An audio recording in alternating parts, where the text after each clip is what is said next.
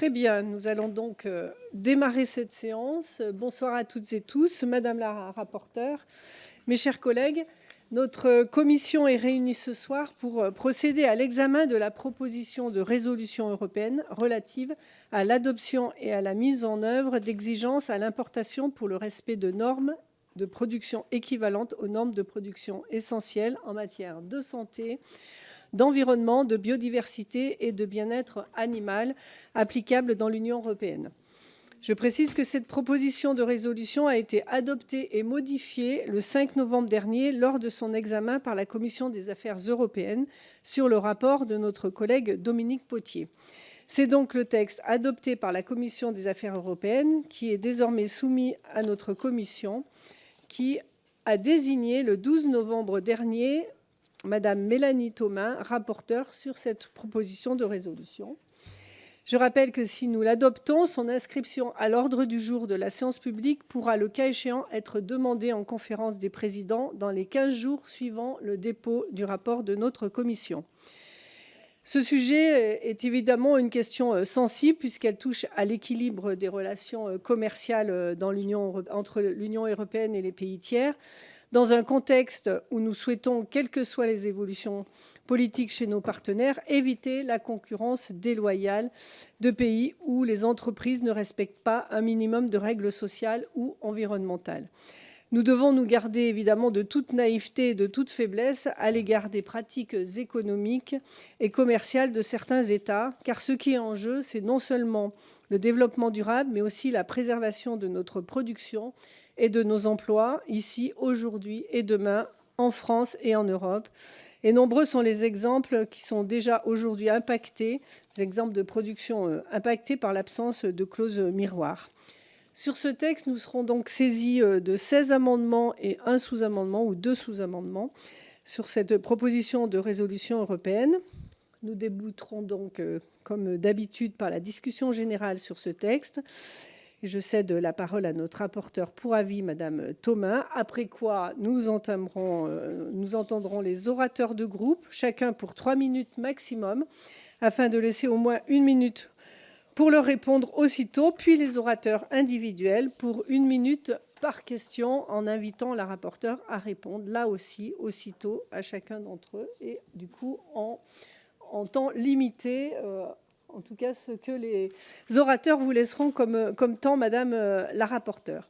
Je vous donne tout de suite la parole. Merci Madame la Présidente. Mes chers collègues, effectivement, j'essaierai de faire du mieux que je peux pour respecter les délais contraints, d'autant plus que nous siégeons en soirée après le long débat autour du vote consultatif dans l'hémicycle. Et donc, il me semble important que nous puissions directement aller à l'essentiel. Donc, je souhaite vous rappeler que je suis avant tout heureuse de m'exprimer devant vous ce soir afin de vous présenter la proposition de résolution européenne du groupe socialiste visant à imposer aux exportateurs des pays tiers des exigences équivalentes à celles qui s'imposent à nos filières agricoles. Ce travail, c'est le fruit de l'engagement commun de l'ensemble du groupe socialiste et apparenté, et plus particulièrement de mon collègue Dominique Potier, que je souhaite ici saluer et qui fut à l'origine de la proposition de résolution qui est déjà passée devant la Commission des affaires européennes. Alors pourquoi cette proposition de résolution ? Nous en avons déjà longuement débattu cet après-midi. La très grande majorité d'entre nous s'oppose à la perspective d'une conclusion de l'accord entre l'Union européenne et le Mercosur. En témoigne en particulier cette opposition très large à ce traité lors du vote consultatif de tout à l'heure. Cette adoption signerait un nouveau coup dur pour nos filières agricoles, alors même que le mouvement de janvier 2024 nous a rappelé les souffrances que rencontrent nos agriculteurs. Ces souffrances, chers collègues, sont liées à des facteurs multiples, au premier rang desquels figurent les distorsions de concurrence. Pour celles d'entre vous qui ont eu l'occasion d'aller sur les barrages d'agriculteurs, effectivement, ça fait partie des premiers sujets que l'on entend auprès du monde agricole.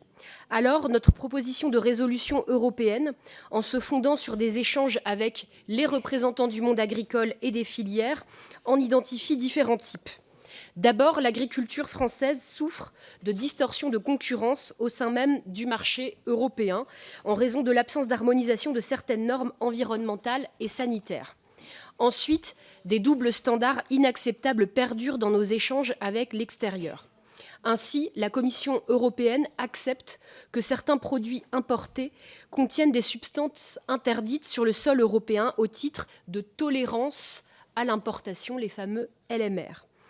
En troisième lieu, l'Union européenne refuse encore de recourir aux mesures miroirs et de les généraliser dans ses échanges avec l'extérieur, alors même que nous savons qu'elles sont un puissant levier de réduction des distorsions de concurrence. Enfin, des situations anormales qui nous sont rappelées régulièrement par les agriculteurs perdurent encore. Par exemple, le règlement sur les indications d'origine ne couvre pas l'intégralité de nos productions et permet que seule la mention UE ou non ou hors UE figure sur les denrées agricoles et alimentaires. Pour reprendre les termes de mon collègue rapporteur Dominique Potier, nous proposons de mettre en place une solution clé en main à ces distorsions qui constitueraient le cœur de notre proposition de résolution. Cette solution, elle est simple et elle se décline en deux volets.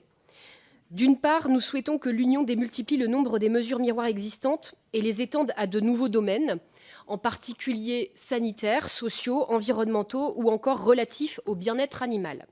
D'autre part, nous proposons d'inverser la charge de la preuve du respect de ces nouvelles mesures miroirs au moment de l'entrée des produits dans l'Union européenne. Concrètement, les opérateurs économiques qui exportent vers l'Union européenne auraient l'obligation de faire certifier leurs conditions de production et de transformation par un organisme tiers, lui-même agréé, assermenté par l'Union européenne. J'ai également souhaité rappeler dans cette proposition de résolution européenne deux enjeux qui m'apparaissent particulièrement essentiels dans le contexte politique. Tout d'abord, je suis convaincue que le principe des mesures miroirs doit être étendu au domaine social et trouver à s'appliquer pour toutes les normes fondamentales que reconnaît l'Union en matière de conditions de rémunération, d'emploi ou d'organisation collective. C'est l'honneur de l'Europe que d'être le phare des valeurs humanistes et du progrès humain. Il ne faut jamais qu'elle y renonce.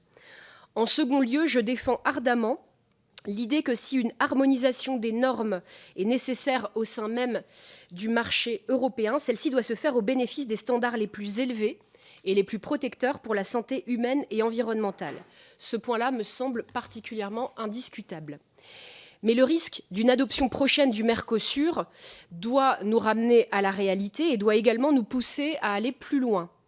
En accroissant le volume d'importation à bas prix, l'adoption de l'accord UE-Mercosur aurait d'importantes conséquences sur les revenus des agriculteurs et des acteurs de l'industrie de l'agroalimentaire, particulièrement au sein des filières les plus à risque que j'ai eu l'occasion d'auditionner, en particulier celle du maïs, de la viande bovine, de la volaille ou encore de la betterave et du sucre. Permettez-moi à cet égard de prendre deux exemples symboliques. Avec le Mercosur, le débouché pour le sucre français sera diminué de 190 000 tonnes. C'est l'équivalent de la production d'une usine française et autant d'emplois qui disparaîtront. Les spécialistes du secteur du bétail et de la viande estiment quant à eux que l'adoption du Mercosur conduirait à la disparition de 37 000 emplois directs et indirects dans la filière, en raison notamment de l'accélération de la chute de la production française. Aussi, je me félicite de voir que la Commission des affaires européennes a souhaité rappeler avec force qu'il était nécessaire que nous nous opposions à toute scission du Mercosur. Une telle scission, qui consisterait en la séparation de l'accord d'association en un accord commercial relevant exclusivement de la compétence de la Commission européenne, laquelle pourrait alors s'affranchir du vote des États membres, et ce serait évidemment un désaveu démocratique. Elle entrerait en contradiction absolue avec le mandat de négociation initial donné par le Conseil à la Commission européenne et porterait atteinte aux droits des États membres qui ont consenti de bonne foi à l'ouverture de ces discussions. Je souhaite rappeler à cet égard que le succès du projet européen tient depuis son origine à la capacité des États membres à prendre des décisions par voie de consensus, dans le respect du dialogue et de l'écoute des besoins de chacun. Sur une décision aussi fondamentale que celle de l'adoption de l'accord sur le Mercosur, le contournement de l'expression souveraine des États membres constituerait un dangereux précédent, néfaste non seulement à la souveraineté alimentaire, mais encore pour la qualité du débat démocratique en Europe. Chers collègues, j'en termine. Je vous invite donc à soutenir cette proposition de résolution européenne essentielle pour nos filières agricoles. Mais avant de terminer mon propos, je souhaite aussi rappeler l'expression qui a été celle de la ministre Primas, ministre du Commerce extérieur, tout à l'heure lorsque nous étions en séance dans l'hémicycle, qui s'est engagée à soutenir le renforcement des mesures miroirs. Elle a d'ailleurs pris un engagement, celui de porter ce combat dans la coalition actuelle qui s'oppose au Mercosur. Je considère par cette expression que cela est aussi un signe ou un message apporté directement au débat qui aura lieu ce soir au sein de notre commission des affaires économiques. Je vous remercie. Merci beaucoup, Madame la rapporteure.